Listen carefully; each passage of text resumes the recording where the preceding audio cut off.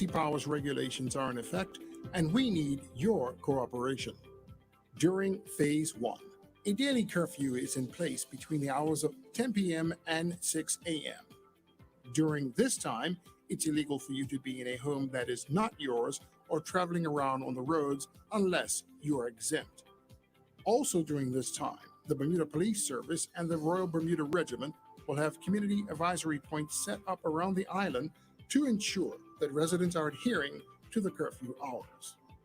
The penalty for violating the regulations is a $10,000 fine or 6 months imprisonment. To report a breach, call the police on 211.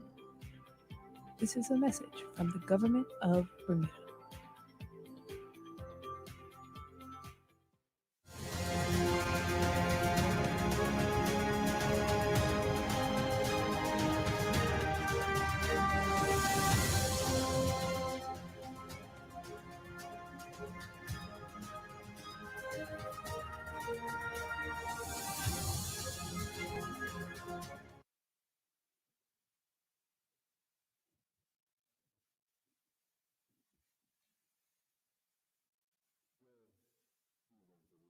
And thank you for joining us.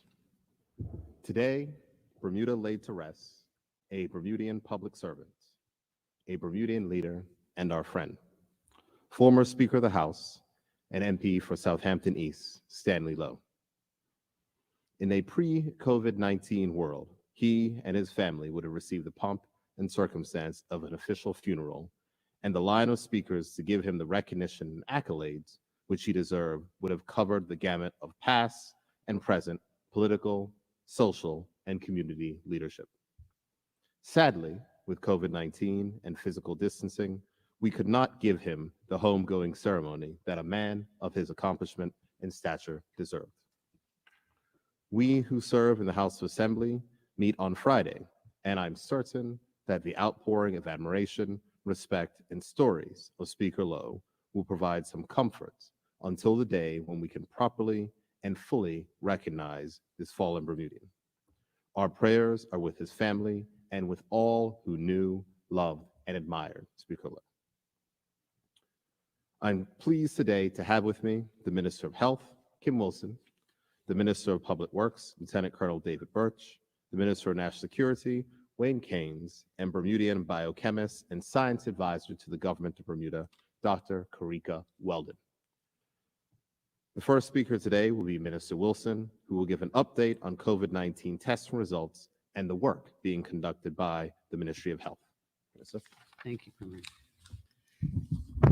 Good afternoon. Today, there were 195 test results received by the Ministry of Health, and 3 were positive for COVID-19.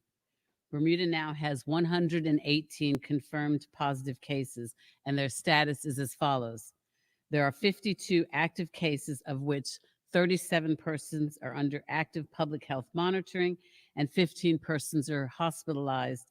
A total of 59 persons have now fully recovered, and the total deceased remains at 7. The average age of all of our confirmed positive cases is 60 years age, and of all the positive cases is from the ages of 18 to 100 years. That is the age range. And the age of persons hospitalized ranges between 64 and 91 years, and the average age of that is 77. As of today, we have tested 247 care home residents and 302 staff members from 12 different care facilities. Of all those tested, 505 results have come back negative, with 44 positive, and we plan to finish the testing of all of our care homes by Sunday. I would now like to clarify how cases and countries are classified, as the terms sometimes overlap and sometimes do cause confusion for members of the public. Cases can be classified as follows: either imported, local transmission, or under investigation. An imported case is a person who was exposed to COVID-19 whilst abroad. A case is classified as local transmission if the person has no history of travel or has a known exposure to an imported or a confirmed case in Bermuda. A case is considered under investigation until an exposure to COVID-19 of that individual has been determined. and at which point it will be classified as either imported or local transmission as appropriate. If no link is found within 4 weeks of a positive result, the individual case will be classified as, quote, local transmission. We are not classifying individual cases as, quote, community transmission so as to avoid confusion with community transmission on the country level. Community transmission is a country classification, which is defined by the World Health Organization as larger outbreaks of local transmissions defined through an assessment of factors, including but not limited to large number of cases not linkable to transmission chains, and or multiple unrelated clusters in several areas of the country. Other categories included by the World Health Organization are sporadic cases and clusters of cases. Bermuda is currently classified as clusters of cases, which is a category for countries with local transmission. We will advise immediately if our country status changes. Over the past few weeks, the Ministry of Health has created various guidance documents regarding face masks, from how to make them to how to wear them. And as I've said previously, I've seen some very impressive homemade cloth masks over the past few days. Today, I want to clarify when to wear a mask. The short answer is that you should wear a mask whenever you are outside of your home. This includes at the grocery store, while taking public transport or taxis, or for workers at all workplaces, unless, of course, you're working from home. There are exceptions to this guidance. You can remove your mask while engaging in strenuous exercise outdoors, such as running and jogging, but you must put it back on once you have completed your exercise if you plan to be around others outside of your home. Delivery personnel must wear a face mask when going on about their business in accordance with the current regulations. And lastly, mask wearing is not recommended for young children below the age of 2 for child safety reasons. I want to remind the public that because there is currently a global shortage of surgical masks, Bermuda needs to conserve these masks for those who need them the most, such as our healthcare workers or for those individuals who are sick. Reusable cloth masks complement safe physical distancing measures as well as provide some basic protection. Masks help to protect others from you in case you are infected but unaware. And remember, as I've said previously, I wear a mask to protect you and you wear a mask to protect me. For more information on wearing a mask or making one, go to coronavirus.gov.bm.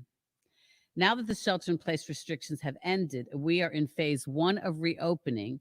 Business leaders must do all in their power, as well as exercise due diligence to ensure that their employees are adequately protected when returning to work. In light of this, return to work guidance for businesses has been created with recommendations to assist employers in establishing workplace protocols to protect employee health and safety when returning to work after COVID-19. It includes sections on infection prevention and control measures, return to work considerations, occupational risk assessments, site cleaning and disinfection protocols, site operations, and risk management, as well as general information on COVID-19. It also provides a sample screening questionnaire for employees returning to work after the shelter in place and an occupational safety and health risk assessment template. Additionally, it contains information for specific populations and work groups. For example, there's industry-specific guidance for healthcare professionals, care homes, offices and banking services, construction, mechanical and landscaping, warehouses, auto dealers, and retail operations. We recommend that screening protocols also be in place before employees return to work. Employee screening will help ensure that any symptomatic individuals are identified before coming to the facility and to prevent the potential spread of infection. In addition to employee screening, once employees arrive to work, it is advisable that clear reporting procedures be developed and communicated to all members of staff. These procedures must inform staff of what to do if they were to develop respiratory symptoms. Conducting an assessment of employee occupational risk of exposure to COVID-19 will be crucial in determining what steps are needed upon reopening your business. Occupational risk will vary from very high, medium, or lower risk. The level of risk will depend on several factors, including the industry type and job responsibilities, the need for close contact with persons who are known or suspected to have been infected with COVID-19, the need for close contact with the general public, the need for repeated or extended contact with the general public, and employee susceptibility to infectious diseases. It is essential to determine which occupational risk category your employees fall into. In doing so, you must consider that different groups of employees may be exposed to different risk levels. You must also take into consideration whether or not you have any medically vulnerable employees in your workplace, and this information will determine the types of controls that may be needed to be exercised within your workplace. Once your business reopens, it is essential that protocols are in place to outline what employees must do if they develop any respiratory or flu-like symptoms when at work. These protocols must outline as a minimal who employees must report to, what information is reported, and who maintains this information. And we would recommend that the person or persons in charge of maintaining accidents or dangerous occurrence reports at your place of employment or other occupational safety and healthy issues at your business should be responsible for this exercise. We also recommend that a specific location be designated for employees to develop respiratory or flu-like symptoms while at work to ensure that they are adequately isolated from the rest of the workplace. This location must be communicated to all employees so that they can report to this area as needed. All areas where these employees have must be cordoned off as appropriately and cleaned and disinfected. Before employees return to work, we recommend that thorough cleaning and disinfection of the work facility be conducted. Disinfection should focus on frequently touched and flat surfaces throughout the facility and must be done multiple times daily with EPA-approved disinfectants or a bleach solution only. Again, that guidance can be found at our website at coronavirus.gov.bm. In closing, I just want to highlight the availability of our emotional well-being hotline, and that's 534-11, let me say that again, 534-1111. And that's a resource to all of our community while we weather this storm. Again, that number is 534-1111. We realize that these are times of extreme heightened stress and anxiety, particularly for those who are in quarantine and those being tested for COVID-19. And therefore, I want to remind people that this resource does exist for you. Thank you to those individuals who man the phone lines at the Wellbeing Hotline, providing this vital service to our community. And finally, I would like to thank another group of people trying to help out those who may also be struggling. Thank you to the Marketplace, who have announced today that they will be offering a 5% discount to all financial assistance clients from now until the 31st of October. This applies to all of their Marketplace and Price Right stores at any day of the week. So thank you to all of our community partners who are helping us as a government and as a community weather this storm called COVID-19. Thank you, Premier. Thank you very much, Minister of Health. Following on from the Minister of Health, we have with us Dr. Karika Weldon, a young Bermudian woman of international acclaim who we are truly fortunate to have with us on island, aiding us in the fight against COVID-19. I first met Dr. Weldon 3.5 years ago when she came back to Bermuda to speak at ThinkFest hosted by Io Johnson. Since that time, I have been incredibly impressed with her dedication to promoting science in Bermuda. She has started a foundation in Bermuda to raise money to expose young residents to science. She has mentored many students here, and she's hosted international conferences in Bermuda to discuss cutting-edge topics in genetics, such as gene splicing. She is a member of the Royal Society of Biologists and recently became a fellow of the Institute of Biomedical Science. Dr. Weldon gave this presentation to our cabinet yesterday, and I thought it would be great to share with the country so that all can have a better understanding how testing assists in defeating COVID-19. She will be discussing the work that she's doing in conjunction with the Ministry of Health to keep Bermuda in a global leadership position containing this particular pandemic. Now, I give warning before Dr. Weldon starts that some of the items of which she covers are particularly technical, and I know that there are slides to accompany this, and I apologize that there might be some interruption of our services for the hearing impaired, but we are going to make sure that this video is put out later so that those persons who are hearing impaired can make sure they can get the full information that Dr. Weldon is putting forward. With that, Dr. Weldon. Thank you, Mr. Premier. I'm pleased today to share with you all a detailed situation report today on the status of Bermuda's COVID-19 testing. There are 3 different types of COVID-19 tests that are recommended by the WHO. First, you have the RT-qPCR test, which is what we're currently using in both labs to diagnose if people have the infection or not. You also have the serological test, and then you have viral genome sequencing, and I will touch on those in a bit. Since the middle of March, Bermuda has been in a position to conduct on-island testing using the RT-qPCR test, and this is with many thanks to the great work of Dr. Desiree Spriggs and her team at the Helix Laboratory. This test has 3 main steps, the first of which requires to open up the virus or bust it open so that we can get the genetic material out. This is called the extraction process, and it has to happen under a special UV hood.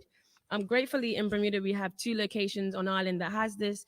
This includes the hospital and also at the Southside Laboratory. The virus's genetic code is actually made up of something called RNA. Maybe you've heard of DNA. This is more common to everyone, but this particular RNA is not able to be used for the next step. So what we need to do is convert the RNA into DNA. This is the second step, where we do something called reverse transcription, which changes the RNA slightly into DNA. This is what the RT part of RT-PCR stands for. The final step is called the process of PCR, or polymerase chain reaction, which is essentially photocopying of DNA. So if we start with 1 piece, we make 2, and then it becomes 4, and then 8, etc. What we do is we use a particular part of our reaction called primers, which are like fish hooks that fish out the particular code of the virus that we're looking to copy. What makes these interesting is that they have a fluorescent dye, which allows us to detect how many copies of this gene is present. We use this number to tell how much of the virus is there, and that's what the Q in RT-qPCR stands for. It's quantitative. At present, we have 3 different FDA-approved RT-qPCR kits on island. The fact that we have these 3 tests is actually advantageous to Bermuda. Each kit looks at different genes and in different positions in the virus, allowing us to confirm one test with another and have that extra sense of security. We can currently look for the coronavirus family genes, which are known as the E and N genes. And also, all 3 kits look at the COVID-19 specific RDRP gene.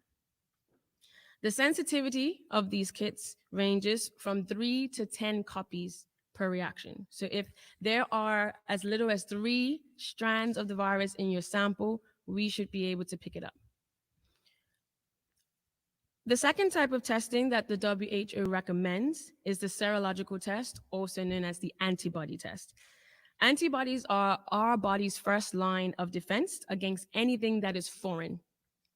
Overall, antibodies trigger the immune response, which results in destroying whatever that foreign intruder is. There are 2 different types of antibody tests, both of which are on island. The Helix lab will use one where you have to draw blood, and we in the other lab will use one that uses a rapid finger prick test. Having them both on island again is extremely advantageous, as it allows us to look at different types of information. Both tests ultimately let us know if you have already been exposed to the virus. The finger-pricked antibody test only takes 10 minutes to give your results, and it looks at 2 different types of antibodies. This is the IgM and IgG. This information will allow us to understand how far along the infection stages you are. If we test and we only see IgM, which is the first responder, then it suggests that you are in the early stages of infection. and that potentially the infection is still in your system. If you have IgG and IgM, you may be a bit further along in the timeline of the infection, and you could potentially still be very contagious. The IgM shows a shorter time response, whereas the IgG is a longer term response. If you only have IgG, then it shows that you had the infection a longer time ago. Now, the rapid test kits that we have on island are very good in terms of their sensitivity.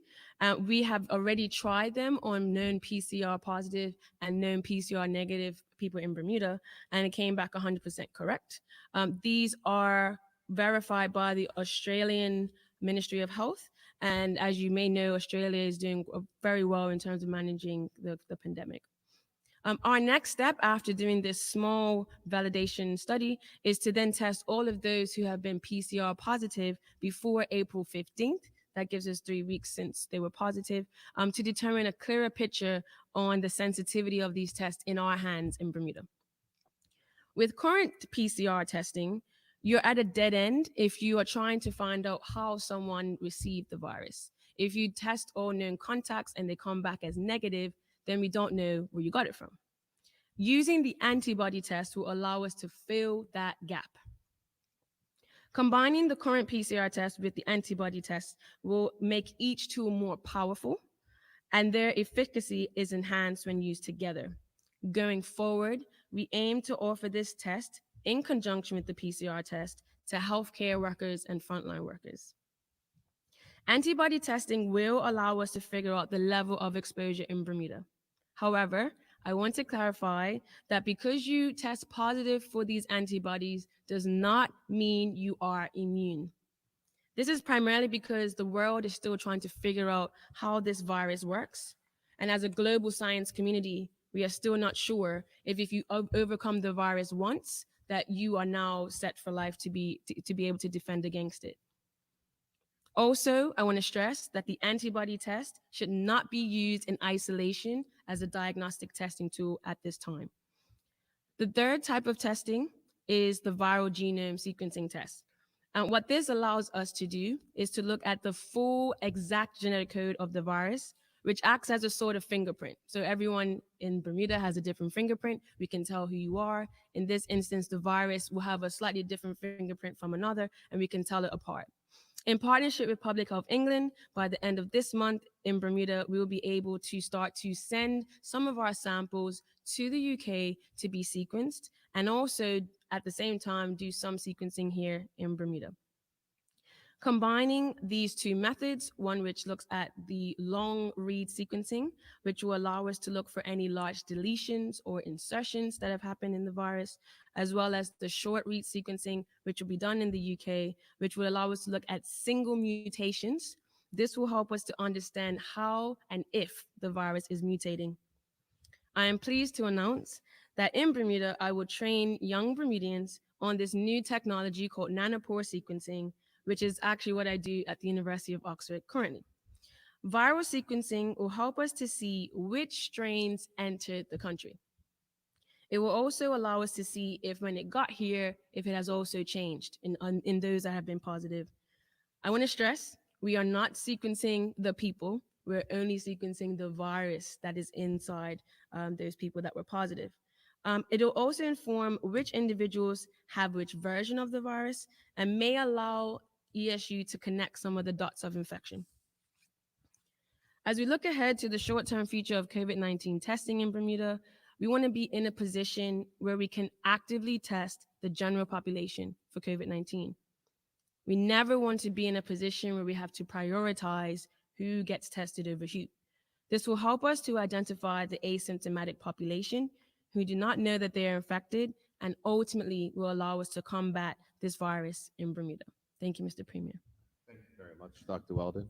And thank you again for coming home and the work of which you and your team are doing. And I can say without fear of contradiction that if it was not for your tenacity to assist us in scaling up our testing capacity, we would not be leaders globally in testing our population for the novel coronavirus. And I have to say this, although some people will get upset at me, The slings and arrows that the minority in Bermuda have tried to throw at you should be deflected by the enormous admiration that young and old, Black and white, and everyone holds towards your particular accomplishments and your work, and your country is incredibly proud of you. Now we have Minister of Public Works, Lieutenant Colonel David Birch, who will review the guidelines for entry to government offices and the work that is being done within his ministry. Colonel? Thank you, Premier. Good evening. Everyone will be aware of the restrictions we have endured over the last 6.5 weeks, from scaled back government services to shelter in place. Despite the closures, the Ministry of Public Works, with responsibility for all government assets, which include public lands, beaches, public parks, government buildings, water distribution, sewage disposal, solid waste management, and refuse collections, continued operations virtually unchanged, as most functions are essential services. On the front line are our sanitation workers and the staff at the Tynes Bay Waste to Energy facility. At the start of this crisis, there were some challenges with refuse collection. They were swiftly resolved, and collection not only continued, but in fact, the teams improved their performance by completing their assigned zones before 2 p.m. daily. It is also important to note that there were no health and safety incidents during this period. The Tynes Bay Waste to Energy facility, a 24-hour, 7-day-a-week operation, and an almost entirely Bermudian-run operation, adjusted seamlessly to the changes and carried out its role with little difficulties. I remind that this facility generates a significant amount of electricity that is sold to Belco, and the benefactor is the Bermudian taxpayer. Other challenges involved individuals placing garbage for collection curbside after the area had been serviced, and illegal dumping across the island. The issue with residential garbage collection was quickly resolved, with government supervisors visiting those responsible parties. The illegal dumping is still to be addressed. It is a source of significant disappointment and irritation for me. As such, there are several options available for enforcement that are being explored. I am determined to take the necessary and possibly controversial steps to curb this behavior. While we were learning and operating throughout the shelter in place, we also began preparing for the inevitable reopening of government. In anticipation of that decision, it was decided that returning to work would be a gradual process dependent upon several factors, such as the ability of staff to attend work when nurseries, schools, public and private, and public transportation remain offline, determining how staff can function in their respective workplaces while adhering to the new social distancing requirements, and the ability to keep frontline employees safe while interacting with customers. In preparation for the reopening, the Ministry of Public Works developed protocols that outline how we can safely resume providing the necessary services in government. This involved the Ministry of Public Works Health and Safety Officer consulting with the Ministry of Health and Safety Officer consulting with the Ministry of Health regarding the proposed protocols. Following this initial consultation, the 4 health and safety officers from Tynes Bay Waste to Energy facility, the Ministry of Health, the Ministry of Public Works, and the Cabinet Office worked together to draft the protocols and procedures now in place to reduce the transmission of disease amongst our workforce and the community we serve. With the government now open and operating in a limited capacity, we continue with our phased approach of a gradual return to work, wherever possible, to reduce the number of persons in the office at any given time, including opportunities to work from home that are being encouraged. For those working in government offices, the recommended physical distancing between employees is 6 feet, which translates into a 28 square foot circular area allotment per person. However, due to different office layouts in practice, it is appropriate and more practical to double this number to 60 square feet. And considering the current government space standard per person is 65 square feet, physical distancing in government offices is assured. In addition to the physical distancing, we have also implemented the following protocols for entering government buildings with the necessary signage affixed to inform and reinforce the message. All persons entering government buildings or facilities must have their temperature taken, wear some form of face mask, cleanse their hands at the entrance to each location, and a maximum of 1 or 2 persons are allowed in an elevator at one time, depending on its size. There were concerns expressed regarding the air conditioning systems in buildings, with some reports indicating that the virus could be spread through the building's air conditioning systems. To address this issue, the ministry consulted local air conditioning vendors, who in turn provided assurances that this can be mitigated. As such, all air conditioning systems in government buildings were deep cleaned before reopening, along with all workspaces. Despite the challenges we will face going forward, the ministry is confident that if the aforementioned protocols are adhered to, the risk of spreading COVID-19 will be greatly reduced, permitting the government to slowly expand its business operations. Thank you, Premier.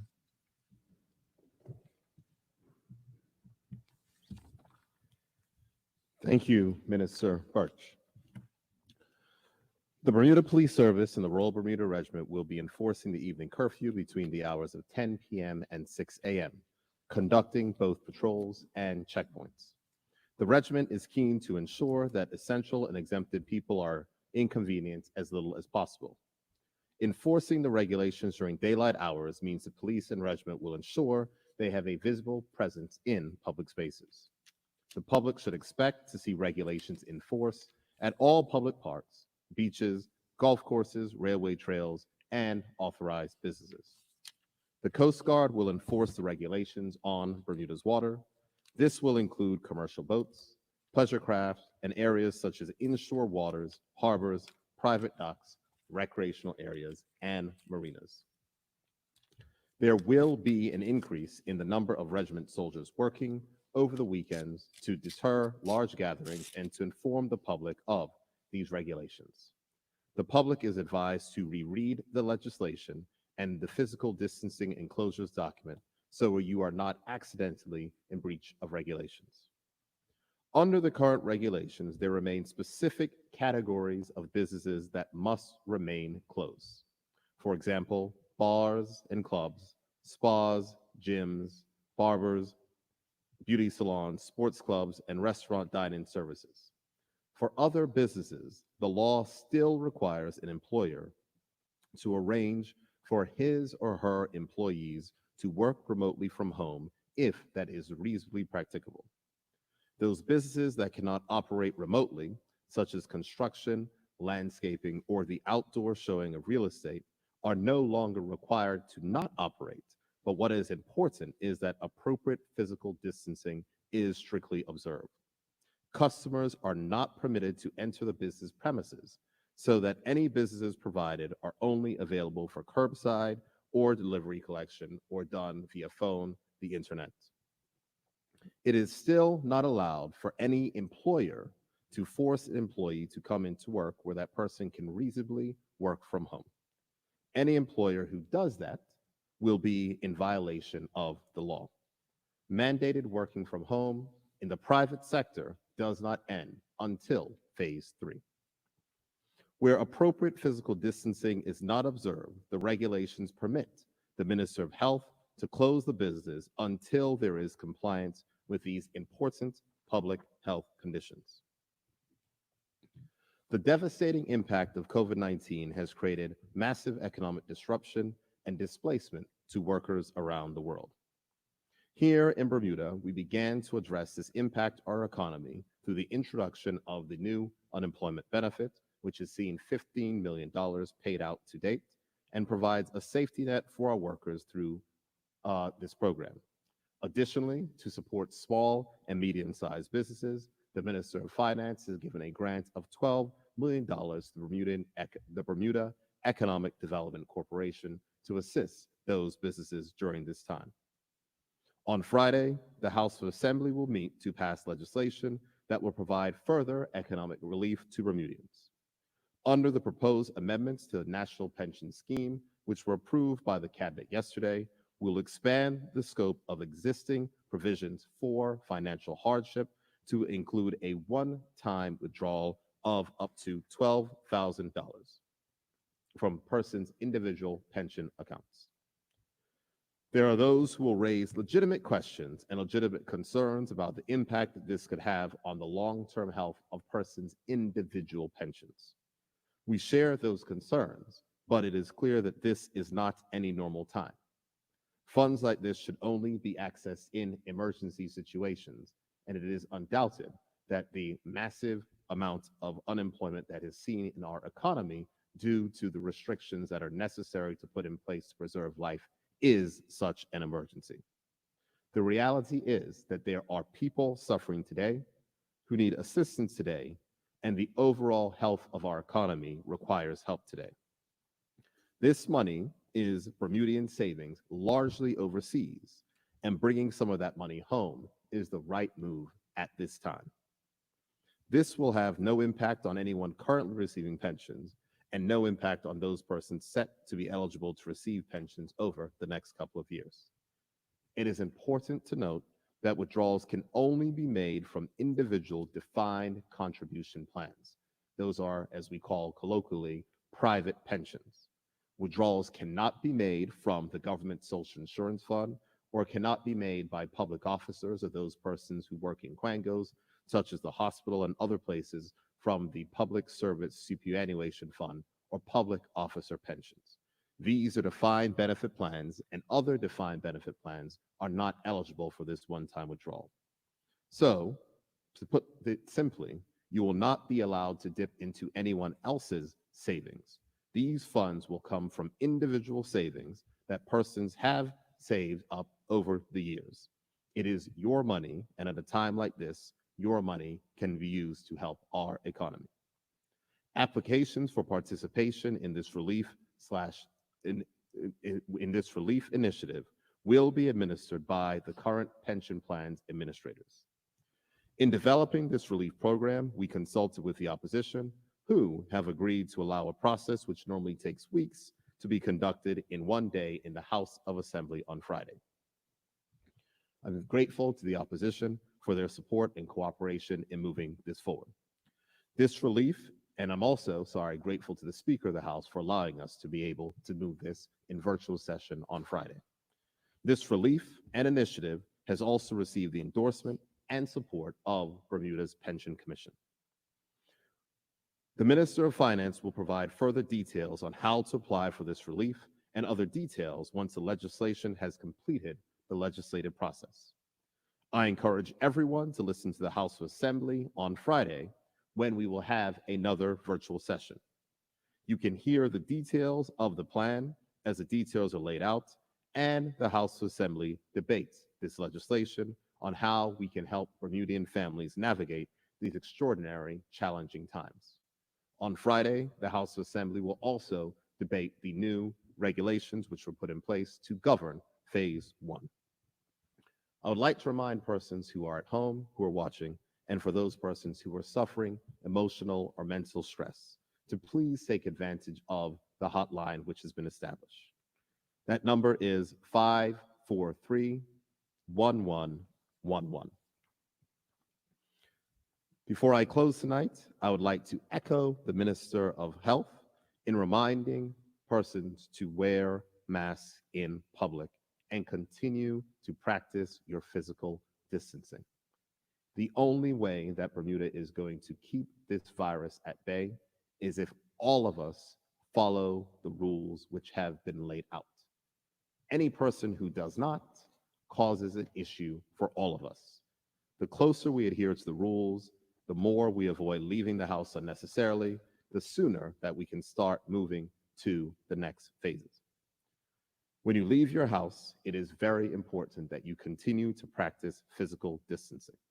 I know that it is difficult sometimes to be patient, to wait inside of these particularly long lines, but this is our new normal, and the only way that we are going to be successful is if we adhere to these guidelines. So please be kind, be considerate, and be patient. And I would like to thank the team at Burmemes in conjunction with Coral Close Clothing who donated these wonderful new Bermuda face masks, which I'm sure are lovely for all to wear. And thank you for them. The health and safety of each and every one of you remains our driving motivation and at the heart of all the decisions which we make. Our hearts go out to everyone who has lost loved ones or who have loved ones currently wrestling with this disease. Our hearts go out to the workers and businesses that have seen their ability to provide for their families and meet their obligations significantly diminished. And our thanks go out to everyone, everywhere across our community that has done their part to help our community get through this. The next press conference from this location will take place on Monday afternoon at 5:45. We will not be having a press conference this week, Friday, as the House of Assembly will be meeting in virtual session, and all persons are encouraged to listen to the House of Assembly session that will be taking place. We would normally be here doing our press conference. We will pick up again next week for Monday, Wednesday, and Friday, where we will have more details on what is necessary and required to advance Bermuda from phase 1 onto phase 2. And there will be presentations from other ministers on the various initiatives that the government is taking to move the country forward. Before I close, I would like to thank all of those persons in the community who are supporting each other in the search for the missing young lady, Chevelle Dillon Burgess. I just would like to say thank you for your efforts in that search, and it proves that us as a community can work together in times of crisis. With that, I close, and I'm happy to take any questions from members of the media. Thank you. Good evening. Premier, the best lessons learned are from making mistakes. Do you feel you've made any mistakes? If so, what would you do different if you had to do this all over again? I would not be able to name all the different mistakes of which the government has made over this past time, but I don't classify them as mistakes. There is no playbook that is written for managing a pandemic. But I think if you look back at what we've actually managed to achieve over the past, I would say 7 weeks, between making sure that we're able to scale up our testing capacity to, with today's results, possibly putting us in the top 10 in the world. The fact that we've been able to deliver relief to small business and individuals where there are far larger companies, the countries and us who are struggling on delivering that relief to individual citizens. The work of which we've been able to do collectively, I think that we've done a relatively good job. There are certain things that you would balance. Sometimes you wish that, maybe you got to one email before another email, which may have gotten one thing done before another thing. But I think that we are continuing to learn, and I think that we are continuing to improve. So there'll be plenty of time for inquisition, I'm certain. There'll be plenty of time for persons to ask, well, you should have done this, well, you should have done that. But our job right now is to work and focus on the next steps, because the country needs to recognize what's necessary to rebuild and recover from that. And I've been adamant in saying that I do not want the economic crisis that follows this healthcare crisis to be worse. Also, Premier, it's been confirmed that a member of the Bermuda Fire and Rescue Service and the Customs Department have come down the COVID-19 coronavirus. Are there any other persons in the discipline service, i.e. Immigration, Bermuda Police, or Corrections Department, come down with this virus?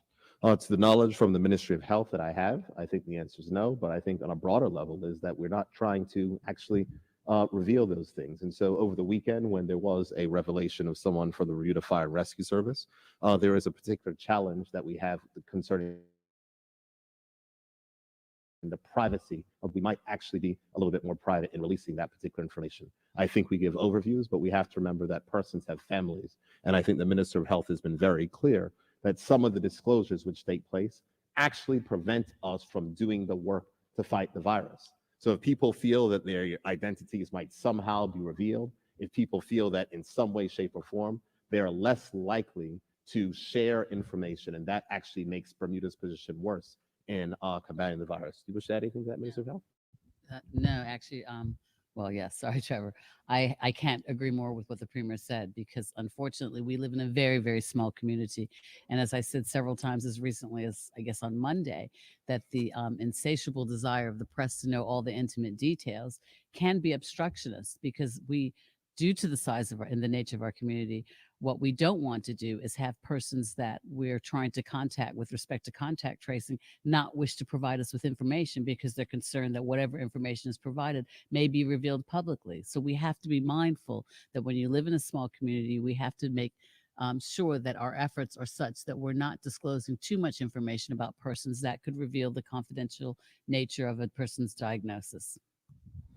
My last question for you, Premier, is has there been a dispute regarding the Ministry of National, the Minister of National Security and the Minister of Health not agreeing in the budget used to purchase the PPEs for the Bermuda Regiment? Well, I can say I know of no such dispute, but even if there was such a dispute, I can tell you that I would never share that with the media or the public. One of the things about a cabinet-style system of government is that the best way to ensure that best decisions are made is that inside of the cabinet chamber, all ministers can have a free and flowing debate and discussion amongst themselves. But I believe that we are all unified in making sure that we have the PPE which is necessary and required. Let's look where Bermuda is compared to other countries. We've gotten supplies of PPE. I think 500,000 N95 masks arrived the other day. With 400,000 surgical masks arrived the other day. We have face masks. We have testing. We have 3 different types of testing equipment. We have 2 testing labs. We are in the top 10 in testing in the world. I think that we're doing a pretty good job. So as it goes back almost to your first question, that yes, there may be times when you look at things and say, oh, this and all the rest. But disagreements is what is necessary and healthy to arrive at the best decisions. And I think that is what the government as a whole is clearly and particularly demonstrating. Thank you. Minister Keynes, and the Premier just made mention of the investigation or of the young lady that's missing. And you are aware an investigation is at present looking for this young woman that's missing. What might you say to the community that might comfort or resonate some more awareness for that neighborhood? Trevor, I can say right now that someone is in custody assisting police with their inquiries, and just encouraging members of our community, if they know anything, please do the right thing and say something to the Bermuda Police Service. You can call 211 or 295-0011 and share with the police any information that you might have. Can you confirm or deny this individual is I can deny. Sorry? I can deny. Okay. Next. Yeah.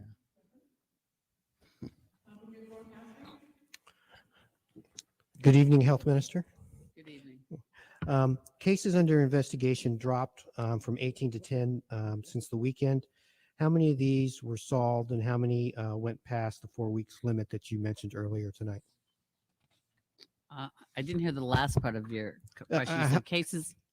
Sorry. Yeah. How many of the cases were solved and how many went past the 4 week limit of not being solved? But you said they dropped from 8 to 10, right? 18 to 10. 18 to 10. So those other 8 that we spoke about, as I spoke previously in the message, in the statement, we have a number of different classifications, right? So we have the local transmission, we have the imported transmission, which we know what that means, and then we have under investigation. After 4 weeks, after the investigation has taken place after 4 weeks, then they transfer that classification to either imported or local. So when you would have seen the changes in the from 18 to 8, it's because, and you'll note on there, and I don't know which ones in particular referring to, they would have been then therefore following the investigation classified as either local or imported transmission. Okay, just for clarification. Sure. So of those cases, how many were moved to local? I guess sorry, never mind. I understand. They all So moved to we went local from because they 18 went to past, 8. because they went past the 4 weeks. Exactly. Okay, thank you.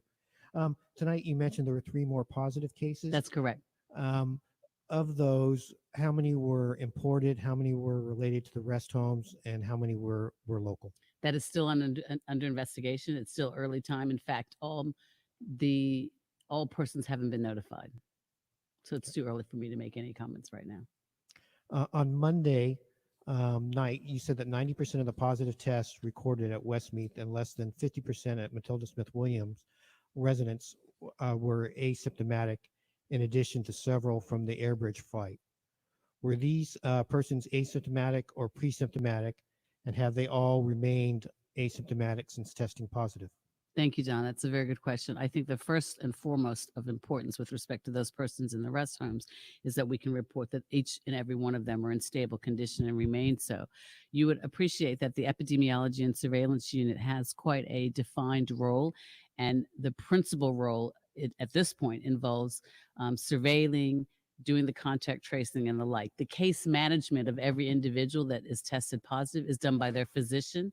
So their physicians would be the best persons posed with being able to provide details as to whether or not a person remains asymptomatic or symptomatic during the course of their treatment. So the physicians collect that information, and they do not, or they're not required to provide that to epidemiology and surveillance unit. Okay, thank you. Mm-hmm. And that's likewise with respect to those persons that were on the air bridge. They would have their own private physicians who would be providing the case management for their patients. Of the positive cases found at Matilda Smith Williams, Westmeath, and the airbridge flight, we are interested in how many have recovered to date. If so many were asymptomatic, it's notable that the non-hospitalized active cases only moved from 44 persons on April 22nd to 38 persons as of this morning. The total number of non-hospitalized patients has only dropped by 6 persons in the past 2 weeks. We would have expected to have seen more recovered cases by now. What are the reasons behind this? Well, like I said, in addition to the physicians being the ones that are providing the case management, because we've seen outbreaks in both those rest homes, we will continue to monitor them, and they're on heightened monitoring through the ministry. And in addition to continuing to monitor them, all of those places will be retested. I think 2 days ago, I spoke about Matilda Smith being retested, all the staff and the residents, and likewise, that will also take place with respect to Westmeath. Okay, thank you. Mm-hmm. Does the government have an estimate or a model for how many asymptomatic cases there may currently be in the local population right now?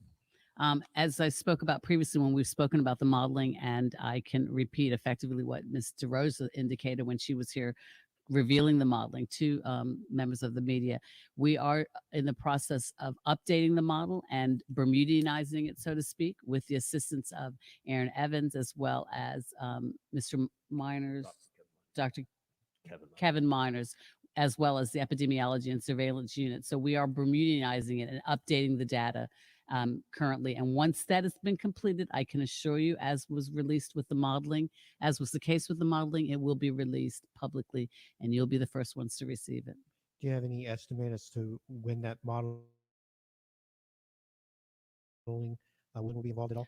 Dr. Weldon is extremely busy. I'm sure if she wants to help doing some modeling and pull her out of the lab, then we would welcome that. But I think she's got her hands full conducting hundreds of tests every day. We do, like I said, we've had we're going to be able to utilize more Bermudian young talent to assist with that. And as soon as it's completed, we will be able to provide you with more details. All right, thank you very much. You want to add anything to that? I am not a mathematical modeler. I am a scientist, although I love math, but I will stay in my lane on this one. Thank you very much. Good evening. Aaron Hill on behalf of Bird News. Minister Wilson, you have indicated that the government will no longer routinely report certain numbers and information regarding COVID-19 cases due to privacy concerns. There are many who say that regular updates regarding this information is how or will allow the public to measure the fluctuations in spikes of critical cases and is a key indicator of where our cases are actually emanating from. Can you please advise what your rationale is for now withholding this information on the basis that you were previously releasing it? The fact that we are a small community and that information needs to be shared on an as-needed basis. We all, and I'm not trying to be personal to you, but we all have parents and family members and relatives who we would not want information to be disclosed through the media without them having the first opportunity to hear it directly from their doctors. If you look at all other jurisdictions, Cayman included, they do not reveal as much information as we do in Bermuda. They list the amount of positives, and they list the amount of recovered, and they list the amount of deaths. Some don't even, that's it, those 3 parameters. And perhaps we can start rolling back the amount of information that's provided. We will always provide regular updates to the members of the public because that's critical. That information is public. It's filed on our website. However, most countries only reveal limited information such as the number of positives, the number of tests, and the number of deaths. Especially countries bigger than us are not being drawn into the minutia of revealing details that could clearly identify persons in a population of 65,000. And Great. I may add to that. I think, Aaron, I challenge the classification of your question to say that the information is being withheld. I mean, at the basis of it, that the information may be being withheld, as the minister says, she's laid out specific paradigms. So if there is a case that's found at a rest home, unless it is a member, a resident there, then that rest home is not going to be named. One of the things in which I've said, if there's a case for someone in a particular service, then we might not name the particular service in which that person, but it's not as though if we are not going to say that the amount of persons that have contracted it, it's not as though if we're holding back that particular information because it is a reportable disease and that information being reported. But I can just speak to the fact that this weekend we had an issue when it came to the revelation of a case of someone inside of the uniformed services and the challenges of which we face with the contacts, et cetera, who did not want to submit to something because they were afraid that their privacy in some way, shape, or form may be breached. So we're going to be very careful in this is to manage the public health crisis. And we can only do that with cooperation from persons who may have been exposed or may be contacts of those who may have exposed who do not have fear that their confidentiality is going to be breached. And because Bermuda is such a small community, people just are very fearful of that. Grateful, Premier. So in respect of the change of stance, because the government was previously releasing this information and now it holds the position that to do so would be a breach of privacy. Can you just clarify what information specifically are you talking about? So for example, I think another reporter just asked with respect to whether or not it was in a disciplined service. On last week, Friday, the minister said there would be no more numbers with respect to ICU. Numbers without a name, just numbers in ICU. So now the government holds that that information is not going to be withheld when previously it was releasing it. So my question to you, Minister Wilson and Mr. Premier, is now in light of your change of stance, do you concede that by releasing the information before you had breached patient confidentiality? No, I don't believe that we've breached any confidentiality, and I'm not conceding that point. But what I am saying is that again, recognizing the size of the community and the information that is the community's and particularly the press's insatiable desire to know more than is probably necessary or required. What I'm more particularly concerned about is the release of confidential information or information that could help identify the persons that we're speaking about. And again, as the Premier indicated, given the size, we found this weekend that there were some challenges with respect to contact tracing because people were concerned, if I provide you with information, is that information going to be public? It's one thing if somebody works in a building that has 250,000 people. Well, let's use Bermuda as an example. You work in a company that has 250 people and one person tests positive, we have to do the contact tracing with those individuals that may have had contact with that person. When we do contact tracing, Aaron, we don't even tell them who is the person that they were in contact with that was tested positive. At the end of the day, COVID-19 is going to be here for a while. We recognize that. But what's really critically important is that we have confidence in public health after the COVID-19 crisis exits, because there will be other pandemics, God forbid, but there'll be other reasons why we need to have the confidence maintained in public health. If I may say one thing, Aaron, when you speak about the issue of those persons in critical care, I think that critical care is something that is a particular metric. And I'm happy to go ahead and have that conversation because it's not about holding back information. I think the minister last week said the issue of ventilators and ICUs, but that's a conversation, discussion we can have. But we're not trying to hold back information. We're literally trying to balance a real issue here that with the level of information of which sometimes is disclosed, it is running us into trouble on the contact tracing side. And that is something that the chief medical officer is having to balance because as a country, we will not be as successful in combating this disease like that. So it's wonderful for a place like New York, who might have 10 million people to say ventilators and all the rest. Here in Bermuda, it's a little bit more challenging. Thank you, Premier. Mr. Premier, many students who graduate this year have expressed serious concern at their prospects of obtaining employment in the post-COVID-19 economy. Given that these young Bermudians haven't been laid off as such and wouldn't be eligible for the unemployment benefit, can you please advise what this government plans to do for them? At this point in time, the first thing which we're going to do is we're going to make sure that we maintain our summer employment programs. There's been some question as to whether or not that's going to happen. I know there's been some miscommunication which may have gone out. The cabinet was unequivocal yesterday that those programs will continue and those will not be something that is subject to budget cuts, which are going, when we're looking for savings inside of our particular budgets. In addition, I think I'd spoken previously that we want to make sure that for those private sector companies who have decided that they're going to pull back their summer employment items, that we're going to make sure that we strongly ask them to reconsider. At this point in time, this is something that is not the time to pull back on that level of assistance. And whether or not persons working in office are able to participate in projects remotely, I think that it's helpful in that particular regard. Thank you, Premier. After receiving criticism from yourself and the Minister of Finance, Butterfield Bank released a statement defending its decision to make larger interest rate cuts in the Cayman than in Bermuda. Butterfield stated Cayman's economy has grown at an annual 3% rate over the past 5 years in real terms, compared with Bermuda's 0.1% growth.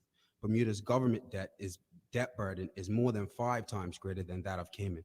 What, Mr. Premier, do you have to say in response to Butterfield's stated rationale?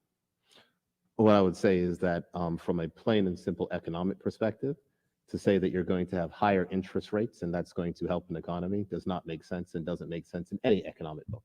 But what I will say is that I believe in this time of crisis that it's important that we all work together for the best interests of Bermuda. And while we accept that the decision of the local banks provide deferrals and loan and mortgage payments provides customers with some level of increased liquidity, we all think that they can go further. And even if they were to reduce their rates by a further 50 basis points, they would still make money on their particular loans. So the fact is that to argue that higher interest rates is somehow going to help an economy does not actually make sense. It's basic economic philosophy. When you have a difficult economy, you cut interest rates. That's the reason why the U.S. Federal Reserve has cut the interest rates to 0, and you see 0% interest rates on core borrowing across the world. Perfect. So in light of your response and the fact that you've indicated on several occasions that you've given these institutions like Butterfield Bank an opportunity to take steps to assist Bermudians, for example, by reducing their interest rates, based on their firm stated rebuttal to your criticism by way of their refusal to lower the rates further than they have already, will you now move beyond verbal cautionary warnings and actually mandate legislation, or will you effect legislation to mandate the reduction in interest rates? I think that there are some who may say that that is an easy solution, but that might not actually be a workable solution. And I would happen to say that at the end, I'm a scientist, kind of like Dr. Walden, although she is a biomedical science and I'm a computer scientist. And the way in which you approach things is how best to solve the problem. That might not be the best solution to the problem. The problem is interest rates for Bermuda are too high.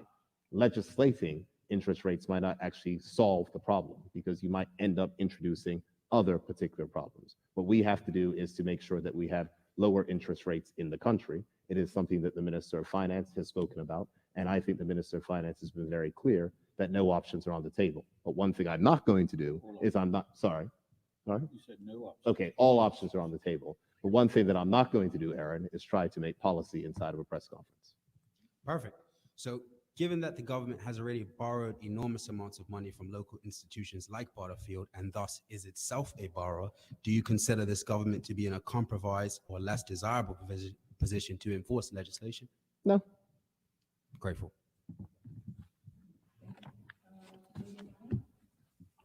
Good evening, everyone. My Placia here for Media Maya. My first question, but also firstly, thank you, Dr. Walden, for all the work that you are doing here in Bermuda. You didn't have to come back home, but you did, and we are truly grateful and appreciative of you, and you're truly an inspiration to many people on this island. My first question for you, and please correct me if I'm wrong in my wording, you stated that you'll be teaching students how to use nanoforce sequencing to determine which strains of viruses has entered the country. I would like to ask, how can persons be selected to be under your teachings, or have they been already selected for you to teach them? First of all, thank you for your remarks at the start. I'm very humbled to come back. And I think that as a Bermudian who has been invested in over the last 12 years via scholarships, it was my duty to come back and give that return on investment. As far as to selecting students, it's been similar to those that are working in the lab. I get emailed a bunch of people and I have a chat with them and see who has the most keen interest in it. And I have a meeting with them and see which one is the best. So anyone who's interested, please reach out to me. I will give you my email. Is that okay? Sure. Yeah. My email is cweldon. So CWELDON at WELL.OX.AC.UK. And I personally deal with any students that are interested. So please reach out. The nanopore sequencing is something that is quite exciting. So I'm looking forward to receiving those applications. Thank you so much. And then my next question goes to you, Mr. Premier. There was an update that you mentioned about a charter flight on Monday's press conference. I just want to know if there's any further update, as I have actually been given a lot of questions as to what's the flight number, or are there enough interest in it, and will it be confirmed? That is a charter flight. It's not able to be booked online, going on Expedia or anything else. So they have to contact. It's being organized by Travel Edge. And I think in my remarks, I said that person should contact Travel Edge, info@traveledge.pm. I believe that was the email address that I gave from Monday's remarks. I don't have them in front of me, but the email address that I gave there is for persons who are interested in that flight, either coming to Bermuda, which will require them to be in a government quarantine facility for 14 days at a cost of $100 per day, or leaving the country. I have to make sure I added there, or leaving the country. They can contact Travel Edge, but it is a charter flight. Thank you. And also to mention flights again, can you please just reiterate how flights are being sent back and forth from Bermuda to other places like the UK? Because many students are wondering, well, when's the next flight going to come? But they don't understand that it takes a lot of effort and movement to make that happen. Absolutely. The return of regularly scheduled commercial air traffic is not until phase 4. So it is hard for me to say when regularly scheduled commercial traffic will return. Persons who came back to Bermuda who want to leave, if that is the case, then I guess they can take the charter flight to the US and hope they can get a flight to the UK if that is their particular desire at this point in time. But we won't have a clear picture as to when. I'm hopeful to have the Minister of Tourism here next week, who can discuss on those matters in depth. Also to have the Minister of Finance back next week to talk about a few more matters regarding the economy. So certainly we'll be able to enlighten on those particular matters. But I really don't believe that it is realistic that we're going to see scheduled commercial air traffic return before the summer. Thank you. And the summer is June 21st.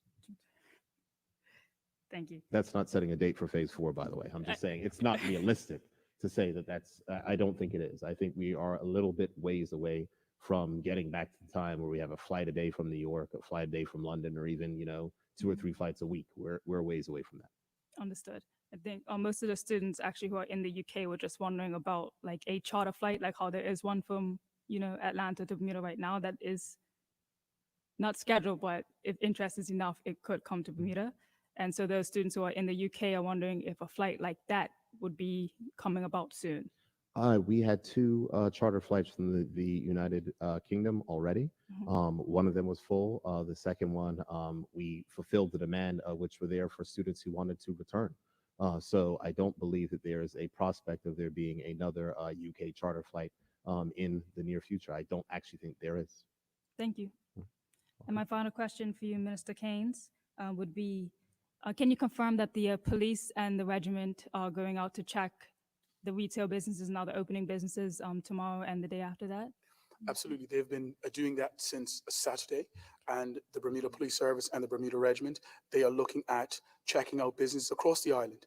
And so they have literally, they're doing the community action points at night from 10 p.m. until 6 o'clock the next morning. And during the day, they're going to businesses on island and to the beaches and to the parks to make sure that people are following the regulations. Okay. And one follow-up, if I can, is just some retail owners are wondering if they can get at least one person in the store to like do a shopping. Oh no, there. they're not a security force, and so they're not there for the benefit of the shopkeepers. Shopkeepers need, if they need that type of help, they need to employ private security companies to help them in that endeavor. And Right. if I may, Right. Yeah. retail opening is not in phase one. Retail opening is in phase two. Two. So the answer to that question is no. And unfortunately, that's where we are. We're going to take it phase by phase, and we're not going to roll back and relax restrictions until we are confident that we can do it in a safe manner. Great. Thank you so much. Good afternoon, all. Owen Johnson Barnes with the Royal Gazette. Dr. Weldon, you mentioned earlier the sensitivity of the tests, how accurate they are that they can catch 3 strands of the virus in a sample. In a layman's terms, what sort of ratio is that when it comes to false positives and false negatives? If there were 1 million cases taken, what percentage of them would be off? So that's a very good question. It's not just to do with the sensitivity of the test. Actually, PCR, if you get a good sample, it will find it. That's kind of the main point. Really, when it comes to doing the PCR test, the issue is about when you take the sample from the person. Is it too early in the infection? Is it too late in the infection, so it's not even in their system that we can pick up anymore? Or is it even in the nasopharyngeal place? That's all the issue. So it's not necessarily about the test itself. PCR is very sensitive. It's used in a plethora of different molecular diagnostic applications. Is actually getting the sample that has the RNA virus in it. That's more an issue. So I can't give a number per se, but it is being talked about. I had a chat yesterday with an immunologist in the US who works with the FDA to try to test these rapid kits. And he was saying that what his stance is actually he will do the PCR test and the rapid kit at the same time so that he can get a better picture. Because sometimes when we see that someone has been positive and then they test negative and then they test positive, people are thinking it's a reinfection. But actually what it is the PCR test missed it the second time. And so it's not necessarily a reinfection. So it's not that the test is not as sensitive, it's more about getting the right sample at the right time. All right. Now, Dr. Weldon, as Premier Burt mentioned earlier tonight, you have been the subject of some criticism, people questioning your qualifications. How do you respond to that? Yes, that is very true. I think the best I can respond to it is just to do the work, really. My work has been online. I think I'm a scientist that is published, and reverse transcription and PCR in my papers that I have published, both of which are first name author papers, which means I did most of the work. Other than that, I think just to come back and actually do the job and get it done is the best response I can have to that, really. All right. Mr. Wilson, now, I understand earlier that we're still working on the Bermuda model. Do we have any updated figures on the R0, the reproductive rate of the virus in No, Bermuda? that's part of what they're doing right now, is trying to calculate that and more, like I said, and more Bermudianize it. But they are providing more input and data as we speak. All right. You also gave an update earlier on the care home testing. I was curious about the testing at the hospital, of actual BHB staff. What sort of policy is there in place to make sure that doctors get tested? And because they're, I imagine, regularly in contact with folks who are likely to have COVID-19, are they being tested repeatedly, or is it a one and done? Well, the BHB has their own monitoring and protocols with respect to COVID-19 testing and which staff members test, et cetera. And they are also, as part of those protocols, allowing their staff to get the test at the South Side. So there are a number, I wouldn't know how many because it is part of their protocol, and whether or not they require every person to be tested or not, that information is beyond my remit as well. But they do have established protocols at BHB with respect to testing.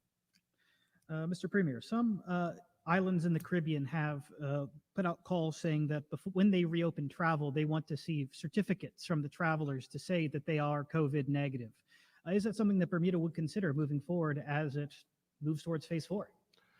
Thanks for the question, Owen. There are a lot of considerations that are taking place regarding opening of the tourism industry, which is something that we would like to get back as soon as possible, only if, of course, it's safe. And so there's lots of different conversations, whether or not it's, whether you allow people in who have the antibodies, so it's less likely that they'll be able to retransmit, or whether or not it is you let persons in. If they it's lots of different calculations there. There are some companies that are looking at using the blockchain to be able to test and to trusted travelers, et cetera. There's loads of things that are being considered there, but I think it's still early days. And given that, we're just entering phase 1 and the reopening of the airport is to phases, on later times, phase 4, we haven't come to the specifics. What I can say is that when the Minister of Tourism is here next week, he can talk about his working group. He does have a working group that has members of both the Progressive Labour Party, the opposition persons from the Bermuda Tourism Authority, Hotel Employers Bermuda, Bermuda Hotel Association, and others working through how we're going to resurrect our tourism industry. So there are lots of things that are part of that per se, and we are considering, and there's a lot of proposals that come to us, people that are doing things.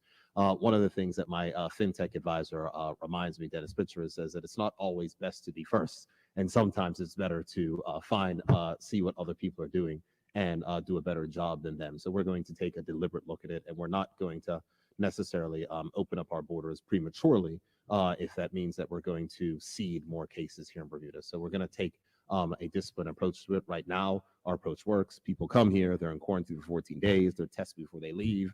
If they don't leave, if they don't test negative, then they have to remain under quarantine and that type of supervision. And I think that's something that has worked well. And I can just say that, I made these comments earlier today about, Dr. Weldon and the scaling up of the testing capacity. Dr. Weldon was actually on the second flight from the United Kingdom.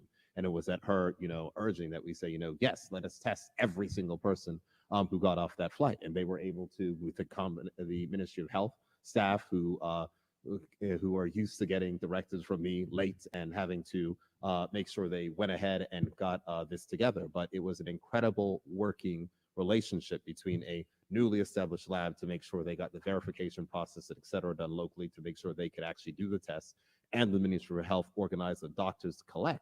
We got everyone together. We're able to do 209 tests in one day and to get that done. And that helps to protect the country. If we did not have that, and those 11 persons were released into the community, even after the 14 days, then there may have been particular challenges there. So, I mean, there's lessons that we learn all the time. And I think that overall, when you look at these type of things and these interactions, we're doing a pretty good job.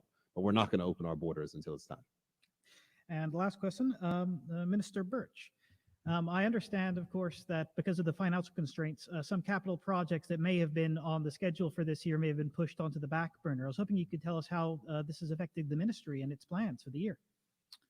I think it's affecting every ministry. We're all looking at our budgets. We had a session today. What we are trying to do is to balance keeping people employed and making an impact to the infrastructure of the country. We're not quite there yet in terms of what projects might be delayed or deferred. That discussion will take place, I believe, next week, overseen by the Minister of Finance. But our view is it's going to be better for us if we actually make the recommendations on what we should cut as opposed to an edict from the Minister of Finance. Thank you. Okay. That's it. I want to thank the members of the media for their, sorry, Mr. King? Yeah, Premier, I just crave indulgence for a quick second. Just want to say happy 10th birthday to my godsons, Evan and Logan. Thank you, Premier. Do you have anything to say in closing, Dr. Weldon? Anything, Colonel? I gave my sign to my PS's daughter. Anything, Minister Wilson, before I close out? With that, I just want to thank everyone in the media for their attendance. I want to thank certainly the questions which we've had, which is certainly an important part of our democracy. Dr. Weldon's presentation will be the Director of the Department of Communications has said that it is going to be able to be put online, complete with captioning and assistance to the hearing impaired. So we will be getting that out in the coming days. And I just want to, again, reiterate the thanks of all of the teams and persons who are continuing to work to make sure that we can be successful in battling this virus. Though Bermuda has not been spared, certainly the deaths of which we've seen and the number of cases which we've had, we've certainly been able to, with the tools at our disposal, been able to track, trace, and isolate, and certainly been able to test. And our capacities are getting better by each given day. So with that, I wish everyone a very good night. I sincerely hope that you tune into the House Assembly on Friday, and we look forward to seeing you back again here on Monday. One final note is that the Minister of Education will be doing a Facebook Live this weekend that is going to take place on Saturday evening. So you can look forward to hearing more about that. So you can ask your questions regarding education in Bermuda. Take care.